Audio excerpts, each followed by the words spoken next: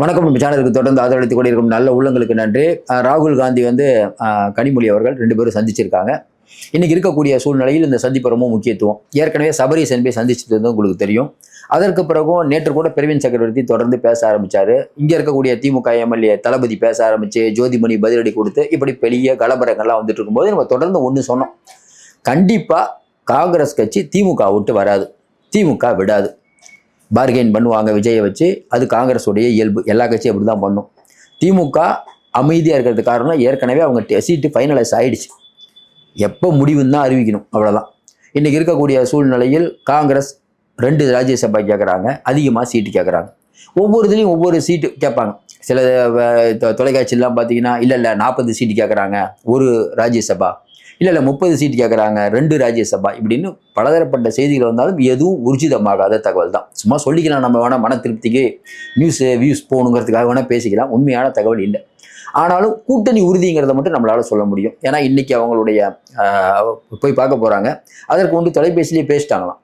ஏன்னா இன்றைக்கி அஜித் பவார் மரணம் இருக்கிறனால, அதனால் நிறைய பேருடைய ப்ரோக்ராம்லாம் மாறி போச்சு இன்றைக்கி டெல்லி முழுக்கவே. ஏன்னா அங்கே ரொம்ப முக்கியமான ஒரு துணை முதல்வர் அங்கே போகணும். அப்போ ராகுல் காந்தியை எப்போனாலும் பார்த்துருவாங்க. ஃபோனில் பேசிட்டதான் சொல்கிறாங்க. இன்னும் குறிப்பாக பார்த்தீங்கன்னா, போன தடவை சபரீசன் போனதுக்கும் இவங்க போனதுக்கு என்ன வித்தியாசம் அப்படின்னா, ஜோதிமணி அவர்கள், சுப்ரியா சுலோ அவர்கள், இவங்க கனிமொழி அவர்கள், இவங்கெல்லாம் பார்த்தீங்கன்னா அந்த அரசியலை தாண்டி ஃப்ரெண்டு. சரத்பவாருடைய பொண்ணு சுப்ரியா சுலோவும் கனிமொழியும். இன்னொன்று, ராகுல் காந்தி அந்த குடும்பத்தில் கூட சபரீசன் பேசுகிறத விட கனிமொழி போய் பேசுனா அது ஏன்னா அவங்க ரொம்ப நாளாக பழக்கம். இவங்க முதல்ல சபரீசன்லாம் அனுப்பி பார்த்தாங்க, அது ஓகே தான். பட் கனிமொழி போனால் விஷயம் சீக்கிரம் முடியும் அப்படிங்கிறது ஸ்டாலினுடைய எண்ணம். ஏற்கனவே ஜோதிமணி அவர்கள் சீரியெலாம் நிறைய அறிக்கையெல்லாம் விட்டுருப்பாங்க. அந்த அறிக்கைக்கு காரணம் ராகுல் காந்தி தான். ராகுல் காந்தி மனசில் என்ன நினைக்கிறாரு அப்படிங்கிறது ஜோதிமணிக்கும் தெரியும், மாணிக் தாக்கூருக்கும் தெரியும். இன்றைக்கி பிரவீன் சக்கரவர்த்தி இவ்வளோ பேசுகிறாரு. நிறைய பேர் திருச்சி வேலுசாமிலாம் பயங்கரமாக பேசுகிறாரு. குடும்பத்தை பற்றி பேச ஆரம்பிச்சிட்டார். அப்போ இதுக்கெல்லாம் இன்னைக்கு காங்கிரஸ் கட்சி அமைதியாக இருக்கிறதுக்கு என்னென்னா, பேசுவதற்கு நாங்கள் தான் சுதந்திரம் வாங்கி கொடுத்தோம், எங்கள் கட்சியில் பேச்சு உரிமை இல்லையாங்கிற ரேஞ்சுக்கு திருச்சி வேலுசாமிலாம் பேசுகிறத பார்த்தா தலைமை ஓகே நீங்கள் பாட்டுக்கு பேசுங்க. அதுவும் காங்கிரஸில் இது ஒரு என்னன்னா, சசி தரூர் ஒன்று பேசுவார். எல்லாருக்கும் வாய்ப்பு கொடுக்கக்கூடிய இயக்கம், உண்மையிலே ஜனநாயக இயக்கம் காங்கிரஸ் தான்.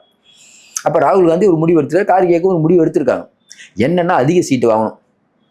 இன்னும் குறிப்பாக பார்த்தீங்கன்னா, நாளைக்கு மைனாரிட்டி ஆட்சி அமைஞ்சதுன்னா அமைச்சரவையில் பங்கு அப்படிங்கிறது கேட்காமையே தருவாங்க, இல்லை நம்ம கேட்டு வாங்கிடலாம். அது ராகுலுக்கும் தெரியும். ராகுல் காந்தி என்ன கணக்கு போடுறாரு, இன்றைக்கி வரக்கூடிய சட்டமன்ற தேர்தலில் கண்டிப்பாக தொங்கு பாராளுமன்றம் அமைக்குங்கிற மாதிரி தான் அவர் ஒரு கணக்கு போடுறாரு. தொங்கு பாராளுமன்றம் அமைந்தால் நமக்கு உள்ள அமைச்சரவையில் நம்ம இடம் கிடைக்கிறது தவிர்க்கவே முடியாது, அப்படி ஒரு கணக்கு போடுறாரு. இன்னொன்று, இன்றைக்கி இருக்கக்கூடிய அரசியலில் டிவிகே அப்படிங்கிற ஒரு கட்சியை நம்பி போனால் ஜெயிக்க முடியுமா? ஒன்று, சிறுபான்மை வாக்குகள் கிடைக்கும், அதில் மாற்றம்லாம் இல்லை, வாக்கு சதவீதம் கூடும். போன தடவை நாடாளுமன்ற தேர்தலில் அண்ணாமலை சொன்னார்னு அமித்ஷா தனியாக போய் வாக்கு சதவீதம் உயர்ந்துச்சு. ஆனால் இன்றைக்கி பிஜேபிக்கு ஒரு எம்பி கூட இல்லை. ராகுல் காந்தி என்ன யோசிப்பார்? இப்போ தான் மாவட்ட தலைவர்கள் நிறைய பேரை மாற்றிருக்கோம். இப்போ தான் ஓரளவுக்கு கட்சிக்கு ஒரு நிறையா சீட்டு, காங்கிரஸை பற்றி எல்லோரும் பேச ஆரம்பிக்கிறாங்க. கடந்த நாடாளுமன்ற தேர்தல் போது பேச்செல்லாம் இல்லை. ஒரு தடவை 63 சீட்டு காங்கிரஸுக்கு கொடுத்தாங்க. அப்போல்லாம் பேச்சு இருந்தது, காங்கிரஸ் மிரட்டி வாங்குதுன்னு. இன்றைக்கும் அது மாதிரி பேச்சு, காங்கிரஸ் மிரட்டுது. அப்போ காங்கிரஸுங்கிற கட்சி தமிழ்நாட்டில் தவிர்க்க முடியாத கட்சி அப்படிங்கிறத இப்போ பாரு, எல்லாரும் காங்கிரஸை பேச ஆரம்பித்தாங்க. கொஞ்ச நாளைக்கு முன்னாடி காங்கிரஸே இல்லைப்பா தமிழ்நாட்டில்னு சொல்கிறது போக இப்போ காங்கிரஸை பற்றி பேச வச்சுட்டாங்க. இன்னும் குறிப்பாக பார்த்தீங்கன்னா, செல்வ பெருந்தகைக்கு திமுக கூட போக தான் விருப்பம், சிதம்பரத்துக்கு விருப்பம். ஆனால் ராகுல் காந்தி அமைதியாக இருந்தால் என்ன பண்ண முடியும்? ராகுல் காந்தி நிறைய பேரை கண்டிக்கலைங்கிற கோபம் சிதம்பரத்துக்கு இருக்குது, செல்வ பெருந்தகைக்கு இருக்குது. ராகுல் காந்தி இப்போ எப்படி சொல்ல முடியும்? இப்போ மாணிக் தாக்கூரும் நம்ம ஜோதிமணியும் ஏன் இப்படி பேசுகிறாங்கங்கிறது ஸ்டாலினுக்கு தெரியாமையாக இருக்கும், செல்வ பிறந்திக்கு தெரியாமையாக இருக்கும். அப்போ ராகுல் காந்தியுடைய வாய்ஸாக தான் இவங்கெல்லாம் பேசிகிட்டு இருக்காங்க.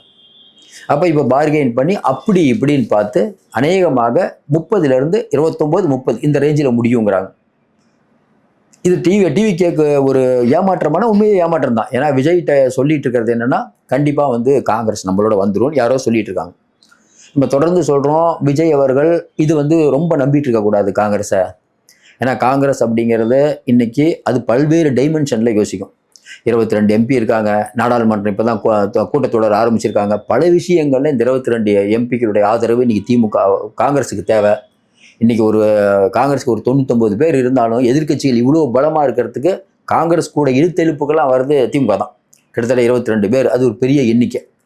நீ நாடாளுமன்றத்தில் வந்து நம்ம மோடி அவர்களுக்கு நிதிஷ்குமார் ஆகட்டும், இல்லை வந்து நம்ம நாயுடு இவர்களெல்லாம் இருந்தாலும் சப்போஸ் யாராவது ஒருத்தர் போனால் அந்த இடத்த திமுகவை வச்சு நிரப்பலாங்கிறது மோடியுடைய கணக்கு. அதனால தான் பல விஷயங்களில் வந்து திமுகவுடைய ஃபேவராக தான் இருப்பார்.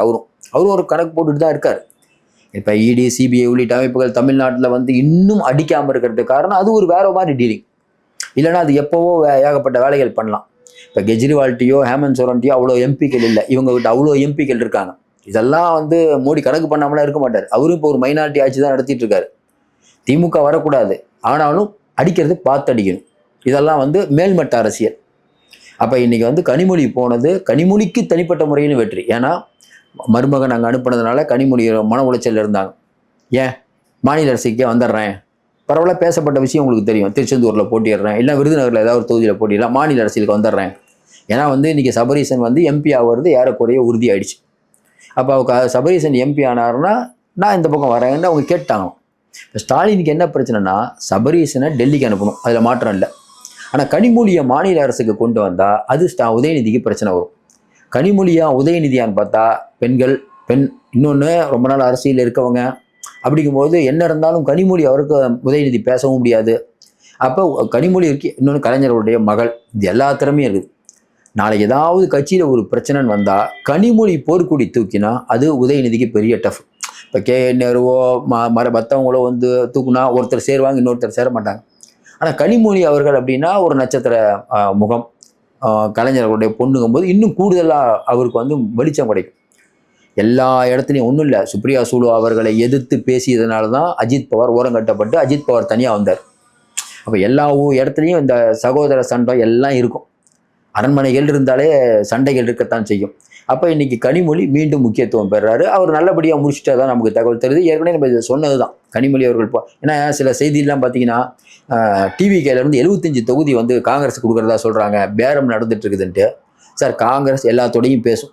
ஒரு அரசியல் கட்சி அப்படி தான் பண்ணணும், எல்லாத்தோடு தான் பேசுவாங்க. எதுக்கு பேசுகிறாங்க? டிவிகேவை காட்டி டிஎம்கேட்ட சீட்டு வாங்கணும். டிவிகேன்னு ஒன்று இல்லைன்னா இன்றைக்கி வந்து ராகுல் காந்தி வந்து இந்த அளவுக்கு முரண்டு பிடிச்சி பண்ணுவாரா? இதே மாதிரி தான் போன எம்பி தேர்தலில் திமுக காங்கிரஸுக்கு 10 தொகுதி கொடுக்க மனமில்லை. அப்பன்னு பார்த்தா அந்த ஜாஃபர் சாதிக்கு போதைப் பொருள் விஷயம் வந்தது. திமுக தான் காரணம்னு ஒட்டு மொத்தமாக பிஜேபி பண்ணிட்டு இருக்கும்போது அப்போ காங்கிரஸோட உதவி தேவைப்படுறது திமுக. ஏன்னா அகில இந்திய கட்சி, அவங்க அறிக்கை விட்டவங்க தான் அந்த பிரச்சனை அடங்குது. அதனால தான் காங்கிரஸுக்கு 10 சீட்டு. இப்பவும் கூட விஜய் வந்ததுனால இன்னைக்கு வந்து என்னன்னா காங்கிரஸுக்கு உற்சாகம், வேற போக்கிடம் இருக்குதுப்பா, எனக்கு ஒன்றும் பிரச்சனையே இல்லை. இப்போ வெளிச்சாமிலாம் பேசுறதெல்லாம் பார்த்தாவே தெரியும். அப்போ இன்னைக்கு காங்கிரஸ் அப்படிங்கிற ஒரு கட்சிக்கு ஒரு நம்பிக்கைக்குரிய ஒரு இடத்துல வந்து இன்னைக்கு விஜய் இருக்காரு. அவங்க 2 பேரும் பேசிட்டு தான் இருக்காங்க, அதெல்லாம் மாற்று கருத்துலாம் இல்லை. ஆனால் காங்கிரஸ் எப்படி யோசிக்கும் அப்படின்னா 22 எம்பி இருக்காங்க, இப்போ வேணாம், அடுத்த தேர்தலில் பார்த்துக்குவோம் அப்படின்னா அது ஒரு 1000 கணக்கு போடும். இன்னொன்று காங்கிரஸுக்கு இன்னொன்று தெரியும், இப்போ நம்ம பண்ணோம்னா இங்கே நிலைவத்துவான்கள் 2-3 பேரை வச்சிருக்காரு, அவங்க கண்டிப்பாக கட்சியை உடைப்பாங்க. ஏற்கனவே சிதம்பரம் அவர்கள் ஜனநாயக பேரவைன்னு ஒன்று உடைச்சிட்டு போனவர் தான். ஏற்கனவே தமிழ் மாநில காங்கிரஸ்னு உடைச்சது உங்களுக்கு தெரியும். அப்போ இந்த தடவை ஒரு பிளவு வேணாம். இன்னொன்று இன்னைக்கு திமுக அப்படிங்கிற ஒரு கட்சியில் கூட்டணி வலுவாக இருக்குது. கம்யூனிஸ்டுகள் இருக்காங்க, விடுதலை சிறுத்தை இருக்குது, எல்லாம் வந்து ஒரு அதில் ஒரு அணியில் இருக்காங்க. இப்போதைக்கு மாற வேணாம் அப்படின்னு அவர் மெகா பிளான் போடுறாரு.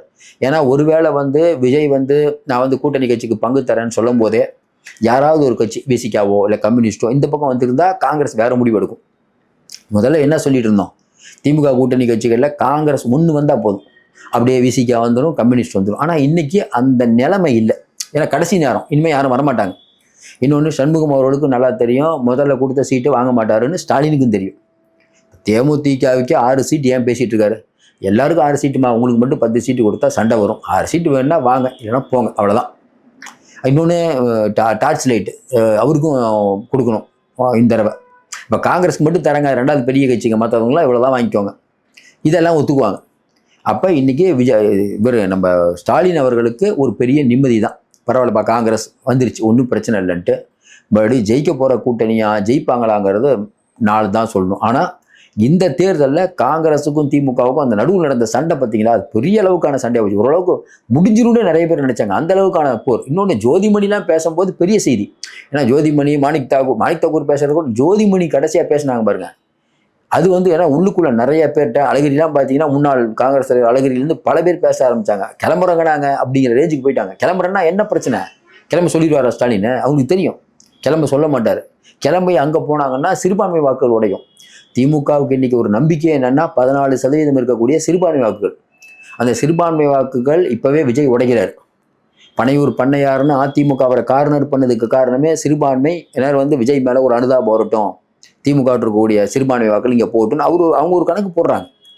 திமுகவும் யோசிக்கும் வந்து, ஆமா பாருங்க அதிமுக விஜய் அடிக்கிறதுக்கு காரணம் சிறுபான்மை ஓட்டுகளை இழுக்க பார்க்குறாங்க. அப்போ இந்த சிறுபான்மை ஓட்டுகள் நம்பட்டு இருக்குன்னா ராகுல், பிரியங்கா காந்தி எல்லாம் வந்து இங்கே பிரச்சாரம் பண்ணணும், காங்கிரஸ் நம்மளோட இருக்கணும், கூட்டணி உடையக்கூடாது, வேல்முருகன் வரைக்கும் விடக்கூடாதுங்கிறத ரொம்ப தெளிவாக இருக்காங்க. அதனால மறுபடியும் நம்ம சொல்றோம், இந்த தேர்தல் அப்படிங்கிறது எல்லாருக்கும் வாழ்வாசாவா பிரச்சனை. இந்த தேர்தலில் வந்து மைக்ரோ லெவல் மேனேஜ்மெண்ட்ல பிஜேபி பண்ணும்.